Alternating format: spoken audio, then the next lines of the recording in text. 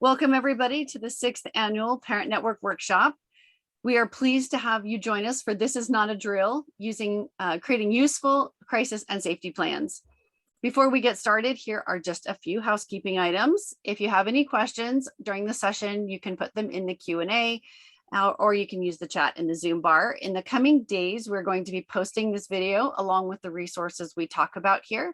So please check back with the Idaho Parent Network and at idahoparentnetwork.org to find our videos, and please share them with anyone you think that could benefit from them. We are having a couple of connectivity issues for our presenters today, so we have some people who may be popping in and out, but that is okay. We will be excited when we see them. Without that out of the way, let's go ahead and enjoy our session. Today, we will be joined by Tricia Ellinger, who is in and out with connectivity issues, and Tammy Lish Watson, who is also in and out with connectivity issues. Amy Marie is here with us. Ali Shields is with us, and Jackson Stark is with us. Amy is a parent with the Idaho Parent Network. Ali is with the Idaho Lives Project, and Jackson is with Pearl Health Clinic as a counselor. So we are really excited to hear from them.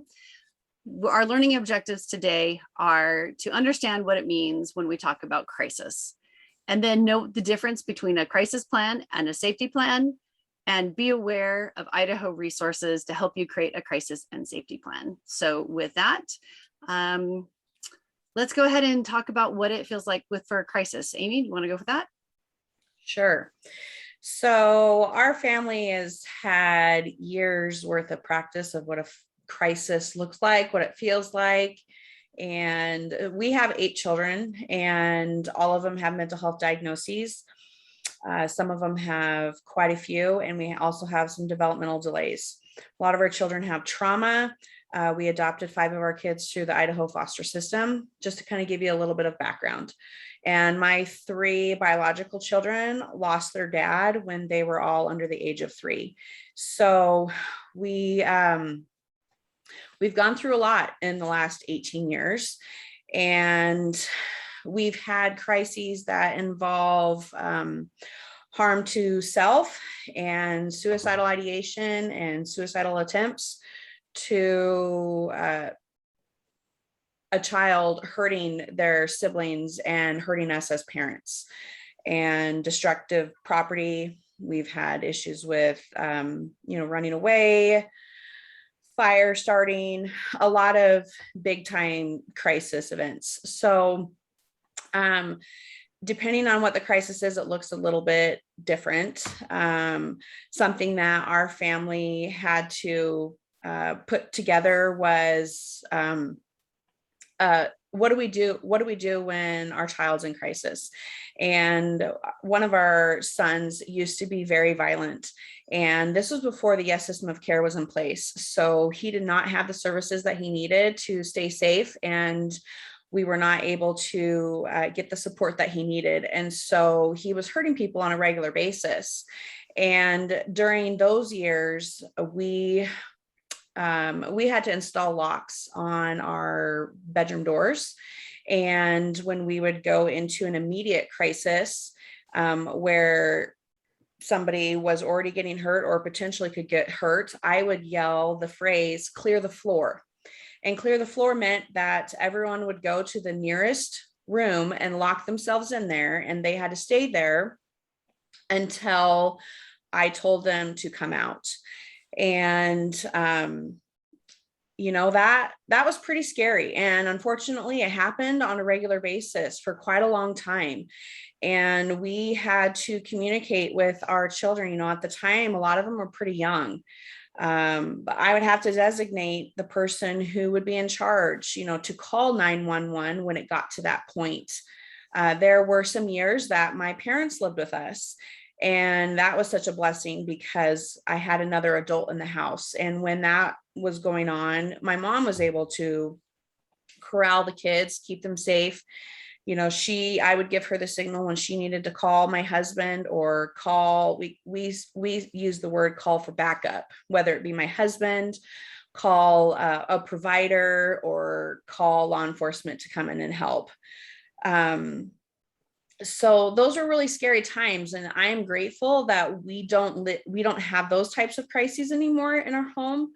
But I can tell you during COVID, my son, who had been stable for quite some time, and he really struggled with the shutdown, and it was like a caged animal. And unfortunately, the things that we would put in place to help de-escalate, allow him to go off the property, allow him to go over to a friend's house during the stay-at-home order, that just wasn't allowed. And unfortunately, I did have to call for backup. But that was the last time, which I'm super grateful for. Other crises, when a child is really struggling and looking, having a hard time living and wanting to hurt themselves or hurt themselves and not others. That's, we call that, we're on suicide watch. And during that time, I'm more anxious and more, alert and aware. I have to make sure that things are put in place to keep my child safe. We keep the majority of our medications are locked up in my room. There are times when my kids are doing well enough, my older kids can give themselves their own medication at night. But during that time when they're struggling, that's something that I have to hold on to. There are times where we have to remove sharp objects or things that they would use to hurt themselves. During those times when we are on alert, I have to be aware of who's in the home. And do we always have an adult in the house? Sometimes some of the children have to come with me. We have to be aware of who's involved and minimize the amount of stress that our family can take. And during those times, myself as a parent, I have to step back and say no to things that I normally say yes to. And so that's kind of just an overall view of what it looks like without going into too much detail. Jackson, did you want to talk about what a crisis looks like when a family comes into your office? Yeah, absolutely. So, Amy, I'm really appreciative for you being vulnerable, being able to speak out a little bit and say, this is what a crisis looks like for you and your family and for each Yeah. of them as individuals. Because as a counselor, when people come into my office, I look and say, okay, what does a crisis look like? Well, it looks different for every single person that walks into my Right. office, Mm-hmm. right? There's not just this one thing of like, oh, I can tell you're in crisis because you fit Yeah. X, Y, and Z, Mm-hmm. right? When in my office, when I get families or individuals coming in, we're constantly assessing and looking at what's going on. Are they able to complete daily tasks? I just worked with a kiddo this morning that, parents are coming in going, we don't know what to do. He's completely given up. This straight A student in the last 2 weeks hasn't turned in a single assignment. He's not leaving his room. This is getting into crisis time, right? We see mood swings. I do a lot of play therapy, and part of that, I've got toys all throughout my room, and we'll get room wrecking where the kid who's in crisis, and this could be, an 18, 19-year-old, still calling kids, they're not, but they may go over and just clear a shelf and it's all over the room. The sand tray gets flipped. There's threats, there's yelling and screaming. We've seen that in offices. There's often agitation, right? Something has got to change right now, but they don't know what it is because during the middle of a crisis for the families and the kiddos that I'm working with, there's not good thinking going on in that moment, right? We will see isolation, we'll see paranoia. Everyone is out to get me. I see that so much so in my teenagers that I work with. My mom and dad just won't leave me alone. They won't get off my back. And parents are going, we just want to know, is he safe? Is he okay? He takes off in the car and is gone for 5 hours. What are we thinking? Yeah. And so in my office, it really does look different for every single individual that's coming in. And that as a counselor, I'm constantly trying to be aware of, okay, what is this kid thinking? What is the mom thinking? What is the dad thinking? What is grandpa thinking? What's grandma thinking? Because in a crisis at every level, someone is in a different spot in that whole cycle, right? We talk about, in office, we talk often about what does that crisis not just look like, but what does it feel like? And I think the number one overall term that is used most often is it feels scary. It feels unknown. And for a lot, they start to feel numb. And so when I hear people start talking about, I'm just numb, I don't know what to think, I don't know what to feel, they're in the middle of a crisis. Right. Well, and as parents, I, I don't know what it is. My husband's really even keel. I do have mental health struggles myself. And so obviously what's going on affects me a little more strongly than my husband. But I can tell you, when we are in those situations, what does my body feel like? I've got a pit in my stomach, or I feel nauseous. I feel like I'm going to throw up. And for me, my anxiety starts at the bottom of my body and works its way up. Then the next step, it's my chest. I have a tightening in my chest. My heart feels like it's pounding, or I just feel pressure on my chest. And then as it continues to rise, then it goes to my throat and in my throat. And I feel like it's tightening. I feel like I have a big knot, like I'm about to cry and I'm holding it back. And sometimes, yes, I am trying not to cry because it's so scary and you're trying to stay calm for your kid. And then, you've got the migraines, and I have chronic migraines anyway, but, and then there can be visual, effects. You have a hard time focusing and you have a hard time seeing. And when you're in that moment, it can be extremely difficult to keep yourself calm, like keep your body calm, and make sure that the person that is in the acute crisis, with this one child in particular, all the time, we were always having to position ourselves to make sure that he wasn't able to reach something or wasn't able to go after someone, give him the space. We had to learn that, he would get claustrophobic, but we would have to make sure that we could control where we were at. And so that, would put you on high alert and you're looking around all the time. And now we're exhausted it's because we're being extremely hyper vigilant. exhausting. It's extremely exhausting, and it's hard to help de-escalate a child when that's how you're feeling. And then you're also worried about all the other kids, at the same time. We got a couple of comments in the chat, so I'm going to check those. If you have any questions during this presentation, please put it in the Q&A.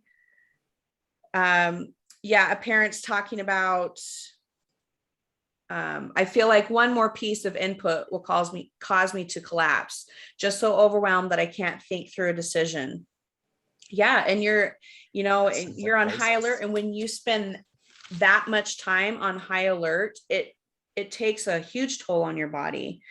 And something that we had to learn was, and we'll talk about this later on, but not only like, how do we have things to help de-escalate the child? We ended up having a sensory box for this child, but also for the kiddos and everybody else that's waiting in the wings for this to die down. What do we do to help them self-soothe during those moments? And what do we do to help them feel safe? And, we had to put people in place for our kids to go to. Hey, when this happens, you run over to the neighbors. That's your safe place, So let's see. I'm going to check to see if Trisha has been able to join us, and she hasn't. So go ahead, Jackson. I was just going to say, and this is part of also what makes crises so difficult, is it's not just like we have a crisis and then it's over and everything's great again.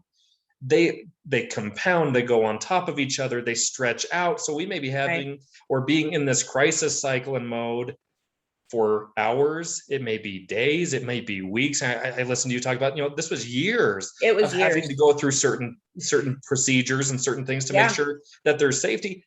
And it's not like they all happen at home.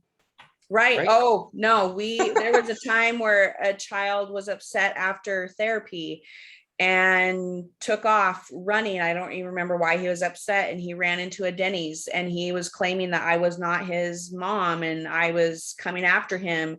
And that caused quite a ruckus. We've had plenty of things that have happened in public, which, let's be real. It's embarrassing. And then you've got people that have their own judgments, whether they're saying it out loud, they're trying to intervene, thinking that they're helping, but they're making it worse.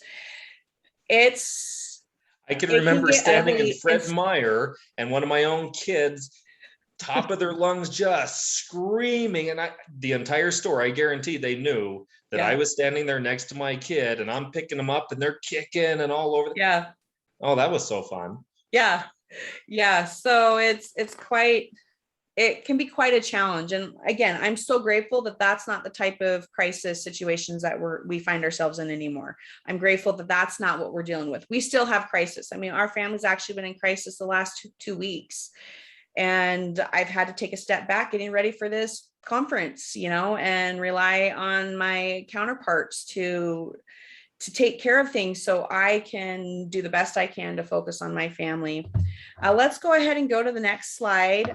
Crisis planning versus safety planning. Can you cover this for us, Jackson? Because it can get pretty confusing for everyone.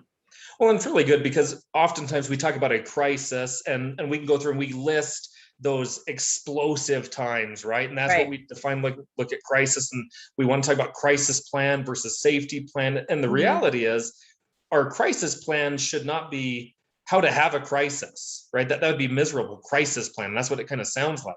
The reality, it should be how not to have a crisis, right? What are the things that we're putting into place? What are the daily routines that we're doing that we know is beneficial for us as maybe a parent or our kids or, the people that we care about and that are around us? We should be spending a lot more time as families, as parents, as counselors, as a community, discussing how not to get into crises rather than just what to do when we're in the middle of one.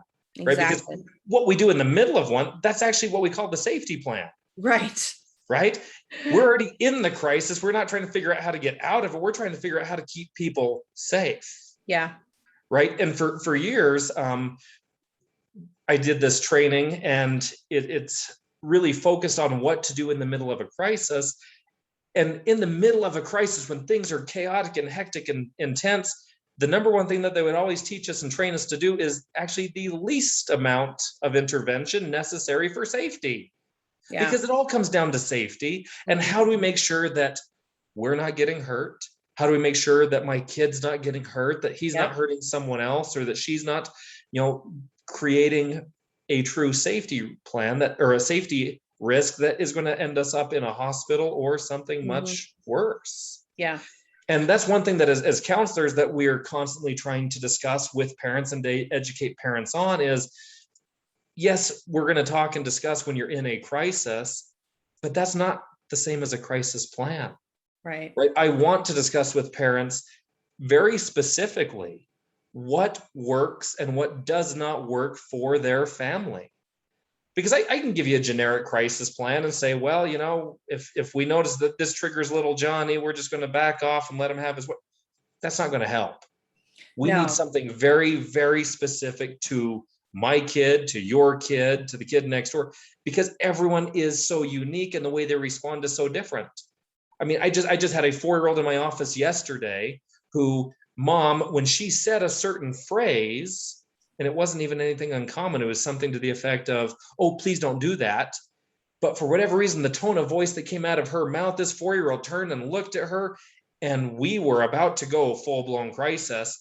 And thank goodness we were able to implement some other strategies very quickly to de-escalate that situation. But then we spent almost the entire rest of the session talking about the education of, okay, we've got to change our wording. We've got to change the way we approach it. We've got to change our tone of voice. If you notice, you said this one thing in this tone, we need to tone it down now and bring it back. We talked all about how to prevent the crises from even beginning. Right. Which again, is still really hard because in a crisis, it's a time of intense difficulty, trouble, danger, and distress. Right? It's not like we planned for this. Exactly. Well, and while you were talking, I was thinking about how, that it's very challenging to have a large family and one kid can trigger another. And I remember, when my one son would have a lot of issues and we would isolate, keep the door closed, and kids would be behind me with the closed door, taunting him. Well, my focus was on him because I needed to help de-escalate him, not understanding that what the kids are doing behind there, or something that he was doing was having, triggering another kid. Right. And I was talking about this in a different session, one of the most beneficial intervention services that we've had is to have in-home family therapy, because when you have in-home family therapy, the kids are in their own environment, they're more comfortable, they're more likely to show how they normally are. And we've had situations where the therapist is right there with us and they see how quickly it goes from 0 to 10. And they were like, I wasn't prepared for that. It just happened like that, because so often they always ask you, well, what was happening before they did that behavior? And trying to catch it before it gets escalated so quickly. And so it was helpful for these therapists to actually see what I'm talking about.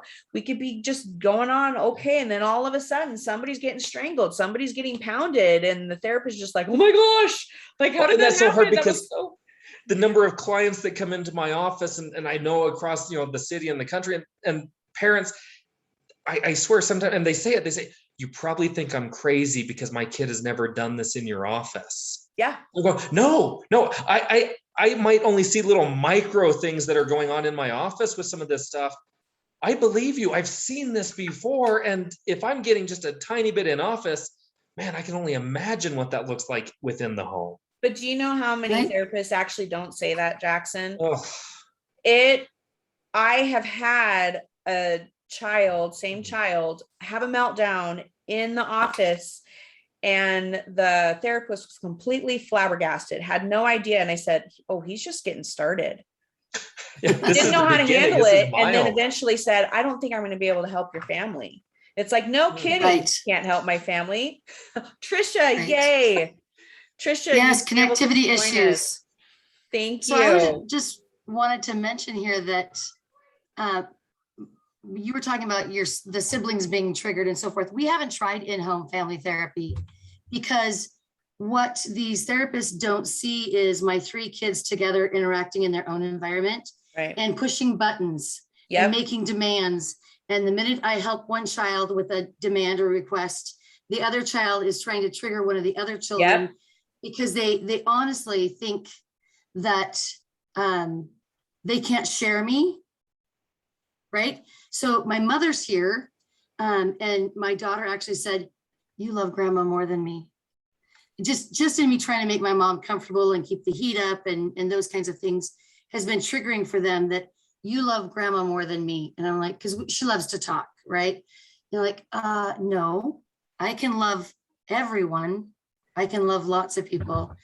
But this, what is a crisis? I mean, I've had danger or my children are obviously in distress, but I've had, most of my young children have been violent, super violent. Mm. But I've had one child who we'd cleared his room, we thought it was safe. His bed was a captain's bed, and he had put himself in between the wall and the bed and in a bridge and said, I'm going to snap my head off. And I'm telling you, I thought he could do, he just kept pushing that bridge of his body. And I thought, what am I going to do? I'm going to have to call an ambulance now because I can't keep him safe. He's stronger than me. He's escalated from a medication change problem. We can't do anything about it until the medication wears off, but he's not safe. The house had to be cleared of all the other siblings. They left. So it's just he and I thought that would resolve the conflict and the issue. But when he started doing, I'm like, you are going to hurt yourself. I'm going to have a paralyzed child because I can't get him to stop. Which leads us into our next slide, safety considerations, keeping, how do we keep our families safe? How do we keep our child safe who's in the crisis and the other children in the home? How do we keep ourselves safe? And I talked about this in another session. If one child is having a major issue and it starts to becoming a crisis, to my daughter, I say, go to your safe place, which is either my bedroom or her own bedroom, and lock the door. My older son will always go to his room and lock the door. And so that is it. I mean, you've got to get the other children out of the environment and first, because I can protect my own body, But the safety first, I mean, for us, we have the knives and the scissors all put away. Mhm. There are things that, so recently my son has had some transition problems with school. I've had to remove anything that can be launched in the living room. We don't have lamps in the living room. I don't have decorations on the tables anymore. I mean, he can launch a box of Kleenex, great. But anything that can be grabbed and launched has been removed from the environment. And so that is just the way we're going to live for a period of time. And his room is pretty much cleared. He has a box of cars, but you have to create your environment and make sure that that everyone's safe. Well, and before we go on to this de-escalation tip, I want to point out for parents, something that we have learned when we are taking a CANS assessment or an assessment. We have to remember all the things that we do as parents to prevent all the major crises. And we have to remember, okay, what are all the things that we do that other families aren't doing? Because if we didn't do those things, then we would be having explosive behaviors or, unsafe behaviors more regularly. And so when we're taking those assessments, we have to take that into consideration, because we don't realize how much we do, because regular families don't generally lock up their scissors. Regular families, I mean, people make fun of my keys. I wish I had them. I could show you as an object lesson. My key looks like a set of Warden keys. Everything gets locked up in my house. And it's not because I'm well, I guess I am a little paranoid, but it's to keep everybody safe and to keep the least amount of things in the environment. So let's go ahead and talk about de-escalation tips. Jackson, do you want to take this one? Yeah, so obviously there's certain things that are generic that can work in many circumstances. And at the same time, we have to be aware that there are very specialized and individual de-escalation tips. And as a parent, you guys are so much more in tune because you get the most experience and opportunity to be with your kids, right? So as a clinician, we look at some of these things and we say, okay, number one, we want to be able to speak slowly and confidently with a gentle, caring tone of voice. That is so important because in the middle of a crisis, it really does feel like everything just starts pounding in quicker and the world is closing in. I mean, if anyone's ever been in like a car accident, you see the car coming and you can't stop and the road is slick and everything slows down. Well, unfortunately, in crises, it happens like that, but it's all quick, right? That's a matter of seconds. When we slow it down and we allow ourselves to have a little bit different tone, it gives our kids and it gives others a chance to process that information. I'm not trying to get a quick answer. I'm not trying to force them to do something that they did. I'm slowing it down and I'm telling them, this is what I need. This is what you need. Here's how we're going to do this. And we almost become narrators of our children's and our lives in that moment, right? Absolutely. In the moment to help de-escalate is, I'm going to get up now and I'm going to come over and sit next to you. I'm going to move over here and you're going to do this. And it's confident. It's not necessarily demanding. It doesn't sound demanding. And yet we're telling them what we need to have happen, right? In the middle of a crisis, there's no point in arguing, right? I don't know any time that arguing in the middle of a crisis has ever really worked. If that's worked for a parent, I'd love to meet you. No. But arguing and challenging, and especially a lot of the kids that, teenagers that I work with, they're pretty quick on their feet and they will come up with some pretty dang good logical arguments that I may not be as quick. And then I look stupid and it doesn't work. So don't argue and don't challenge. For sure, don't threaten, right? That's not helping the situation. That's actually creating and causing more crises and chaos, right? We don't want to get really loud, again, staying calm, not only verbally, but also non-verbally, right? Yeah.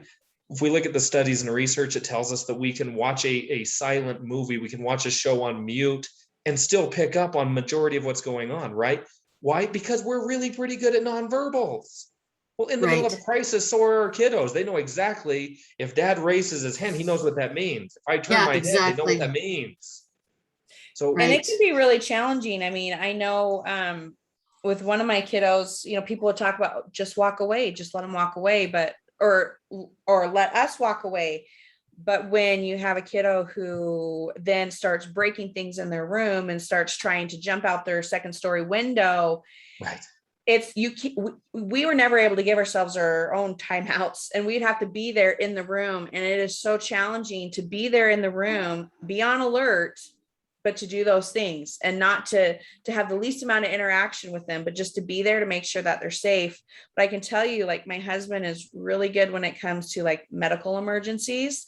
That's where I really struggle. And he's really good at staying calm, keeping his voice, like you were saying. And to me, my mind's racing. And there's been times like when we first got married, I had a kid who swallowed a coin. And, he's assessing the situation. He's checking to see if they're breathing. And then he was going to flip them over. Well, here I am sitting next to him like, hurry up, get up, do something.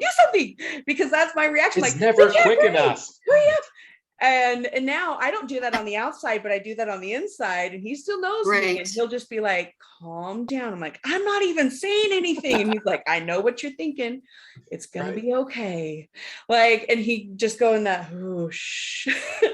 that is hard for me. That is a struggle for me, but it does recognize if you can do that. And I've had to remove myself from a situation like medical situation. This is a skill. Amy, you're describing a skill. This is not something that there's not people who are just innately born with this ability. Okay, as much as we may think it, I just haven't honed in that skill. Developed over experience in a lifetime. Right. It's even, we've got on here, using positive words instead of negative words. Right. I'm sorry, but we are negative people in general, even when we're trying to be positive, and we're like, no, don't do that. No, don't do this.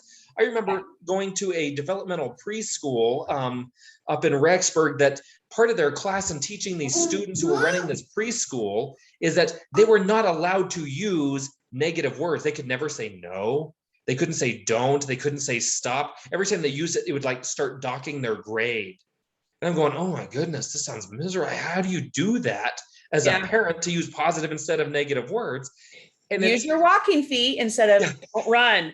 Yeah, exactly. It's here's what we can do instead of here's what we're not doing. Because if you start going into here's what you're not going to do, here's what you can't do, well, that's arguing, challenging, and threatening.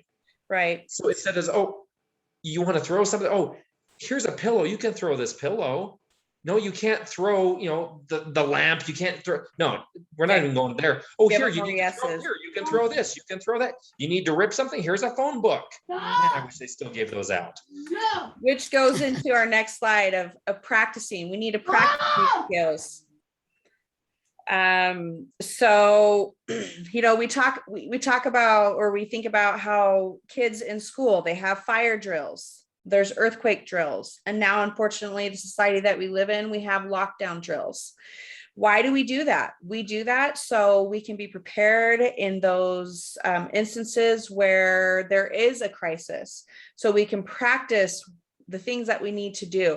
Kind of like, we always hear about, let's, practice your breathing skills. Well, if you're not doing that on a regular basis and you're only doing it in a crisis situation, you can pass out. You can start hyperventilating. It will never work.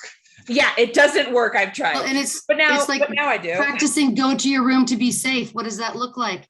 It doesn't mean just go to your room and not lock the door. It means go to your room and lock the door so you can be safe. And that knowing that I'm going to come check on you when this is resolved, or someone else, another adult in the house is going to come check on you. Yeah. See if you need a drink, a snack, feel just a calming down voice.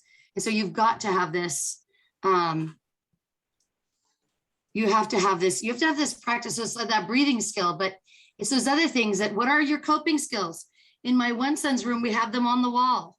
So I can look at them and say, okay, these are the coping skills you chose. And so then I practice them with him, but you have to practice it outside of the crisis, right? And so even when we practice during rumbling stages, what is our plan? So before we get there to the top of the mountain, we've practiced what's going to happen, because we have a lot of rumbling that happens at our house. Yeah. And so we need to practice our plan and have it in place and know what to do. Well, and I think also, for us, I was thinking about this, it happened back in those days on a daily occurrence. So it's not like we really needed the practice, but what we needed, And what we had to do often was take our younger kids aside. Well, they were all young back then. They were all young. And they didn't understand that our job was to keep them safe. And they thought that they were being sent to their room because they did something wrong. And so we had to tell them over and over and reiterate, no, we are sending you to the room so we can take care of the situation. We are sending you to your room to keep you safe. It's not because you did anything wrong. We're not punishing you. And we had to have therapists do the same thing. You know, the in-home family therapists were like, yes, you know, your parents are trying to keep you safe, you know, and it took outside people to tell them, you know, this is not, you know, it's not like he's getting away with what he's doing. We got to keep you guys safe. So let's go to the next slide. Talks about things that we should put in our plan. And Trisha, you want to take this one? Oh, you're muted. I was having a child in crisis, so I was muted. Sorry about that. So yeah, I'm just going to talk about this real quickly and then introduce a yes video on crisis and safety plans. But you need to know what has worked in the past. Obviously, we're not going to say, let's try this. Let's put this in the plan and see if it works. So you have to know what's worked in the past. You need to know what are the triggers that cause a crisis. At my house, if you say cheeseburger, it's going to cause a crisis. I have a son who's obsessed with cheeseburgers, so we kind of try not to use that word. And I know it sounds silly, but it really is a trigger word for one of my children. Who is the best person in this situation to handle the crisis? Oftentimes at my house, it's me, but I have to have a backup, which is my adult son. And so he handles things differently than me. And so sometimes, and he's big and tall, he's 6'3". There are times when I have to use him in that plan, and he knows his role. And we can just say, I got this, and he knows. Do you have a list of positive things that you could say during a crisis? So at our house, it's you are safe, you are loved. So those are just words that we use commonly when they are in the rumbling stage or what have you. But I have to continue to use those words, you are safe and you are loved, so that they can be reassured that mama's not going to go postal on them. And what happens after the crisis has passed? What is the plan after that? How do you manage that situation? So that's kind of how crisis plans. You can use whatever model you want. Idaho Lives has a great model. NAMI has a great model. Yes has a great model. It just depends on what works for you and your family. And do you need a different plan in a different place? Does your kid need to have a plan for when he goes to the park? Right. Do you have to have a plan when he goes with a worker? Mm-hmm. Does he have to have a different kind of plan at the school? Because what's going to happen at school is the school is going to follow their protocol, but if they know what works for him, then perhaps they can prevent it from going all the way to the volcano stage. And so my kids act differently in public than they do in our home, generally a little bit better. But if they have a trigger, how are we going to handle that? When you've got 3 kids, and what are you going to do? And so we have different plans for different situations. And it's hard. It's hard to always, and you've got to keep them updated. You've got to think about what things are changing. But it should be really a living document that's created with the team. And so I just want to introduce the yesidaho.gov website, which has great videos and links. So we're going to watch a little video here.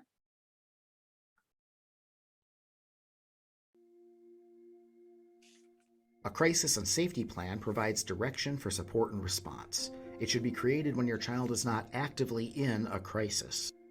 Before starting your plan, you may want to ask your child how they feel to see if they're able to participate in the planning process. Are they calm? Do they feel triggered by a previous crisis? When you create your plan, list warning signs and triggers that can alert others to possible mental health crisis. For example, if your child zones out, practices self-harm, or has a difficult time managing strong emotions, you should list it on your plan. It may be helpful to discuss with your child what situations, feelings, or thoughts are most upsetting and may act as triggers for a crisis. You can then address the behaviors, actions, and situations that help your child feel better.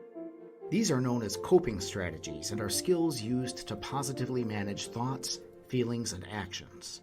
They can help your child adjust to a stressful event and return to their pre-crisis self. Your child may want to talk with a friend, practice deep breathing, take a shower, listen to music, or play with a fidget toy. When your child is in a crisis, the plan provides guidance to others on how to interact and engage with them. For example, would a hug help your child? Or do they prefer not to be touched? Would they prefer to be given space? In addition to engagement information, your plan should include local resources and a quick reference guide to supportive people like parents, friends, and therapists. It is also important to consider the different environments where there may be a crisis. You and your child may want to create specific plans for different locations to make sure that the coping strategies and local resources work for that situation. Crisis and safety plans need to be reviewed and updated as warning signs, triggers, local resources, supportive friends, and mental health providers change over time. Remember to make the plan readily available to everyone involved in your child's life. There are a variety of resources available to help you organize a crisis and safety plan. The Yes Family Workbook, Youth Workbook, and a Crisis and Safety Plan template are all available at yes.idaho.gov. Please visit the Yes website to learn more about crisis and safety planning. I'm glad that worked. We didn't know whether or not we could seamlessly share a video. Oh, and it looks like it's going again. Okay, so we're going to turn the time over to Allie. We'll get our slides pulled back up. So she's going to talk about the importance of safety planning and introduce us to the Idaho Lives project.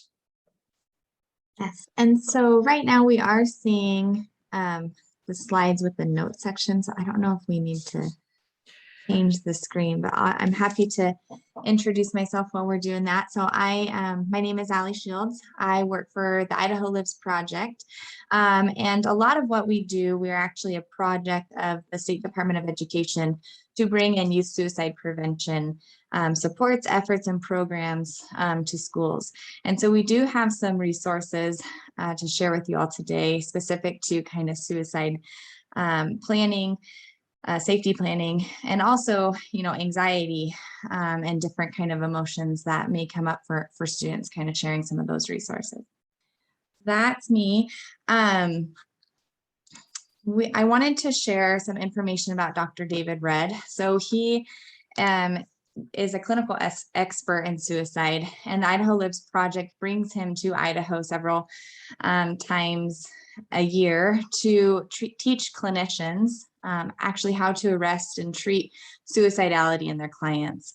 And so he's a nationally and internationally recognized expert and researcher. And he actually manages a clinic for the highly suicidal. And in his work, he has truly proven through his program and his research that even highly suicidal people and clients can actually go home rather than be hospitalized if they're willing and able to follow their safety plan.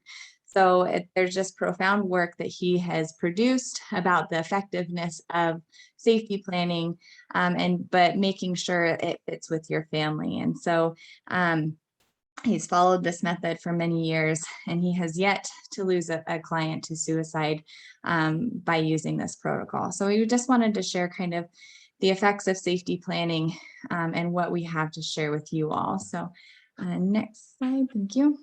So before we kind of share resources, we just wanted to share that kind of the small things actually make the biggest difference. And so research shows that if you're assisting somebody, which you as a parent, we highly encourage you actually sit down with your client or your student and complete the safety plan together. But instead of sitting across from them, it's really important to sit side by side. It really builds that connection, and it's more of a conversation rather than like an interrogation or, kind of asking them these questions. And really, I'm just kind of having that conversation about how do you feel? What are your symptoms? What are your thoughts, your behaviors, physical, mental, emotional, when you're starting to feel activated or feel like you're struggling with this emotion? What kind of comes up? And just having that natural conversation and being willing to listen during that time and not problem solve, really is effective because it's kind of therapeutic to just have someone listen to you. So we encourage you sit next to the person you're completing the safety plan with, rather than sitting across from them, and just kind of having that open conversational dialogue. Jackson, can you talk about what that looks like in your office setting? Sorry, let me get off on mute there. So within our office setting, we spend a lot of time, again, with education and trying to teach and to show each other. And I love the advice she's giving, the positioning of parents, the positioning even as myself as a clinician. This is a side-by-side thing. And that's one of the most important things. So in our office, quite often, while I've got my chairs and everything set up, I love the floor space, right? I want to get comfortable with the clients. I want to be able to get down on their level. We're going to get on the floor. We're going to move over to, whether it's the bean bags or to the smaller chairs, we're going to get in a position that's comfortable, because we're going to talk about maybe some uncomfortable things. Even if they're not happening in the moment, we've got to talk about things in the most comfortable setting that we possibly can. So in my office, that's often what that looks like. Well, a lot of times you guys have toys or fidgets, things that they can be doing. I had one kiddo who really struggled. He's an introvert, and he really struggled to talk with his therapist.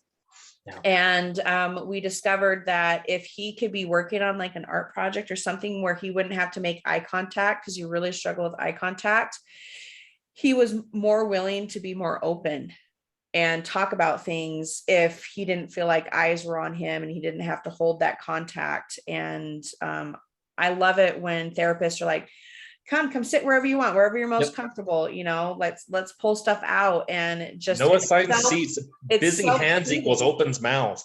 Right. It's allow people to self-soothe while they're going through that process and make it less uncomfortable.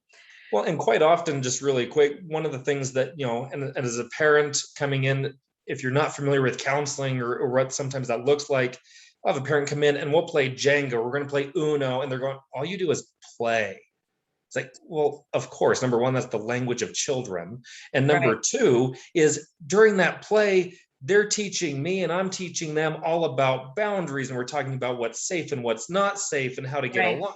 There's so much that is going on, even though it just looks like play. And that, I think that parents are saying, what are you doing? You're not doing, traditional therapy. Yeah. Well, I it's remember what you that said, busy hands, open mouths. And with my littles, that's really important. But I've even seen it when I was a therapist with youth, that if you get them, they're, I'm not going to do this. You get on their level and say, hey, let's relax. Would you like a soda? Would you, I've got snacks. You want a snack? And I'm going to have a little soda, or I'm going to have, that you can build that relationship with them. And I say, we're going to have an uncomfortable conversation. How do you want to do that? I had a girl who I gave her a tablet and she could just doodle while we were talking, because her hands were busy, and putting that notebook down and just getting on their level and saying, we're having an uncomfortable conversation, and we're going to have to talk about some things that are super important for your safety and for the safety of others. And so, yeah, definitely, Jackson. My office is big enough that we throw balls. And so we can stand, it's 25, 30 foot long. We can throw a ball back and forth. And I can tell you in the middle of those uncomfortable conversations, just on how I'm receiving that ball, how comfortable they are or not. That's pretty incredible. I like that. We had a parent chime in that sent a message saying that they had a therapist that baked cookies in the office break room with the kids. And I have another kiddo who, she again struggles. She doesn't do the whole ball thing that works with my boys, but for her, it's baking. And she likes, she will open up more while she's baking, doing something that she's comfortable with, something she feels confident in. Let's go ahead and have Allie take over this slide, the safety plan, small on purpose. Can you explain what this is about? Yeah, so the way we've structured some of our resources in our safety plans is research actually proves the smaller the better. So if we give somebody a full-size sheet, more than likely that's going to get crumpled up and thrown away. But if we can give them something that's maybe wallet sized, that they could keep in their wallet or keep on their person, then that research shows that they're more likely to actually use it. So the smaller, the better. We have full page kind of resources, as you can see to the left. This is the left and the middle are actually the same thing, but the top part detaches, and the top part is for the parent or for the individual completing the safety plan with the youth. And so the top part detaches and that stays with the parent, and then the bottom part is for the youth. And really kind of just quickly walking through these. Number one is really identifying what are those emotions, what are those feelings, those sensations that I feel or that I start to recognize when I'm activated, when I'm feeling suicidal or when I'm feeling overwhelmed. What are kind of those things? So maybe if we can catch some of those symptoms or those behaviors or those thoughts before we get there, we can kind of mitigate and reduce the crisis before it actually kind of escalates. And so, Amy, you did a fantastic job of kind of verbalizing what are some of those sensations you feel, when you're feeling overwhelmed. So being able to have that conversation with the youth when they're not in crisis to kind of identify some of those things is really that number one thing. And then questions 2 through 4 are really, what can we do to kind of mitigate the chance that we escalate? And so what are some physical activities? Do we need to get out and we need to run? Do we need to, shoot some hoops? Do we need to throw some balls? Do we need to punch a pillow? What do we need to do to kind of get that physical stuff out? And then we also have quiet calming. Like if I'm just super overwhelmed, do I need to listen to music? Do I need to, read a book or do something that's really calming for me? And really, it's important to identify this with your student or your youth, because we want this to be effective for them. And so really, these are just personal things that your youth identifies as, this is a physical activity I can do, this is a calming activity. And then we also have concentration activities. So is it playing music? Is it doing like a word search or something? What are those concentration activities that maybe can get me out of my emotional state of mind and kind of get me more into my prefrontal cortex and thinking and rationalizing? So what are some of those things before crisis strikes that we can do? And then 5 things to live for. So Dr. Rudd also has a list of like over 500 reasons for living.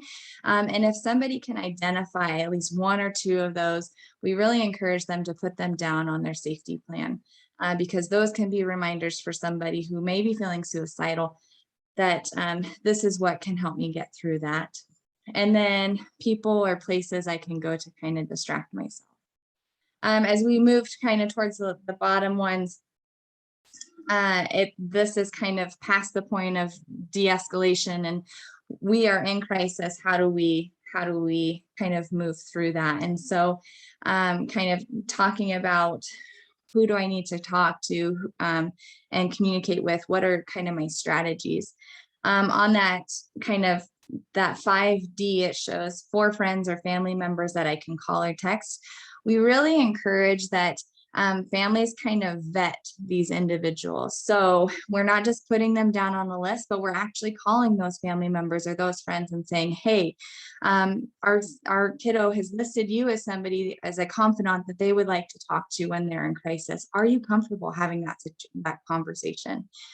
So if crisis happens and that kiddo calls that person, they're not really caught off guard, and that they're well informed of kind of what that call potentially could be and how to handle that.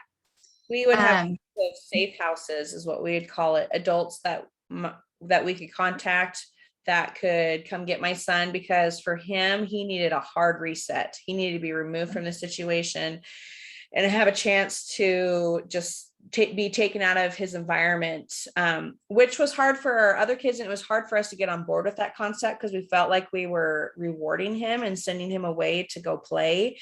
But for him, once we started doing that on a more regular basis, and then we started to do it where it was pre-planned. Okay, he would have days where he would look forward to, he's going to go hang out with this person, and no matter what's going on, he can go and hang out with that person. But they were safe adults that we already knew and that could handle the situation, could handle it with him, which was a really important part of our safety plan, or yes, our safety plan. For sure. Yeah. That's great. Yeah. And even kind of instead of just calling, having a place to go to, because that could be like a really nice reset for somebody. Because it could be the environment or the space they're in that's maybe causing chaos for them. So these are our resources. We have kind of that pocket size, more of the wallet size rather than the half sheet that you can see off to the right. I will put all of the links and the attachments for these in the chat so you all have them. My favorite thing is this pocket one. It really is truly my favorite. It's simple, it's easy to use. You can pull it out.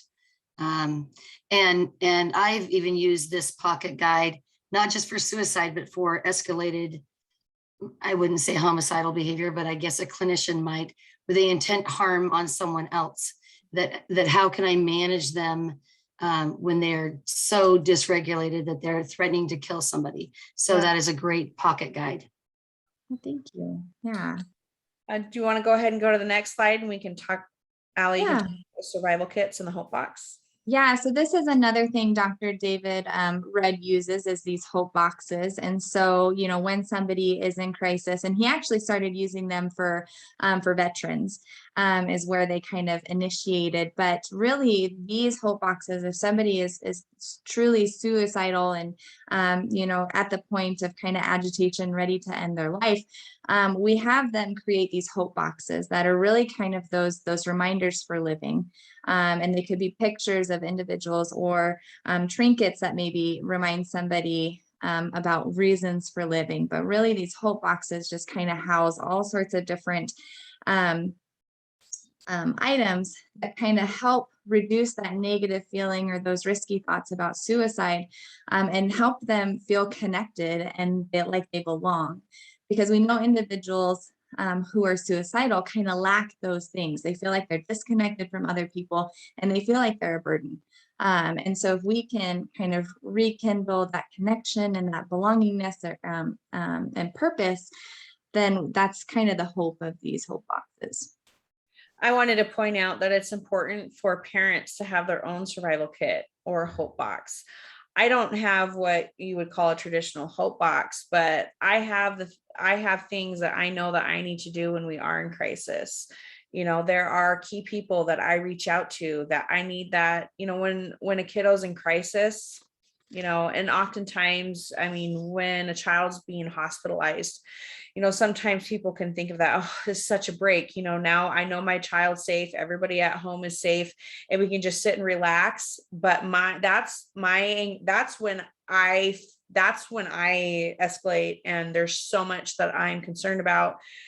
And a lot of demands are put on the parents and trying to prepare for them to come home. And so during those times, I have to take a step back. I took 5 bubble baths in the last 10 days, and I had to call my people that, the people that I confide in, for that reassurance, parents that understand, with little explanation of what's going on. And, that reassurance that, yes, you've done all that you can. Yes, you are a good parent, that reassurance, so if you have it in writing, that's great. If you don't, then call your trusted person, have that more. I know that I need more one-on-one time with my husband during that time.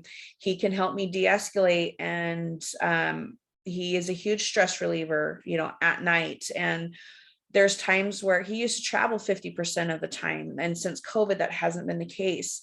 But during those times when our kids would be in the hospital, I didn't realize how much I depended on him, for that emotional support for him, just to have somebody there, to get a hug. So don't forget, as caregivers, we need to take care of ourselves.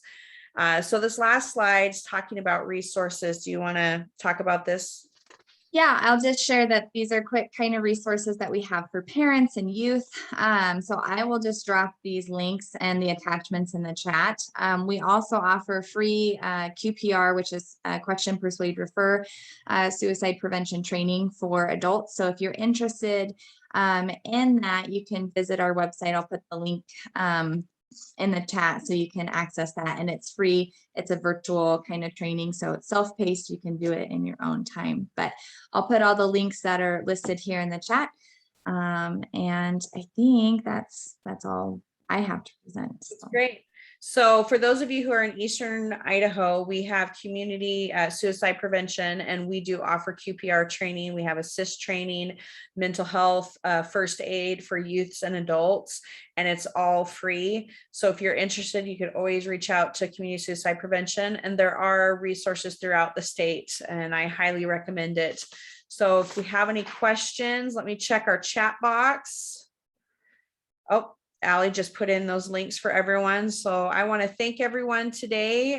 Allie and Jackson, thank you so much for joining us, and we appreciate your perspective.